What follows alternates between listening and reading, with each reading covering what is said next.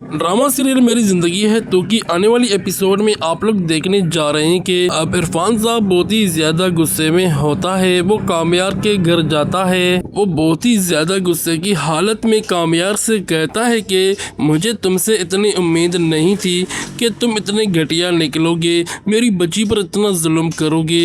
ये बात सुनकर कामयार कहता है कि इरफान साहब आपको कोई गलत फहमी हुई है, मैंने आपकी बेटी पर कोई भी जुल्म नहीं किया है। ये बात सुनकर इरफान साहब कहता है कि बस अब और मैं तुम्हारी कोई भी बात नहीं सुनना चाहता। वो अपनी बेटी आयरा को अपने पास बुलाता है और कहता है कि बेटी तुम अपना सामान बांधो, तुम्हें मैं यहाँ से लेकर चला जाऊँगा हमेशा हमेशा के लिए, और तुम इस घर में कभी भी वापस नहीं आओगी। ये बात सुनकर आयरा कहती है कि बाबा मैं यहीं ठीक हूँ, आप चले जाएं यहाँ से, ये भी तो मेरा ही घर है।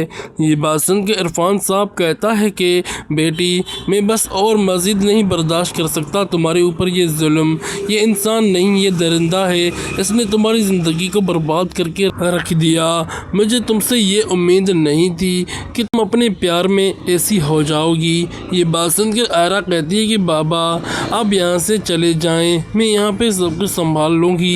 ये बात सुनकर इरफान साहब कहता है कि तुमने पहले क्या संभाला है जो अब संभालोगी, अपना सामान बांधो और यहाँ से चलो मेरे साथ, तुम्हें इस दरिंदे के पास में अब कभी भी नहीं छोड़ूंगा, एक मिनट के लिए भी नहीं छोड़ूंगा। ये इंसान नहीं, एक हैवान है।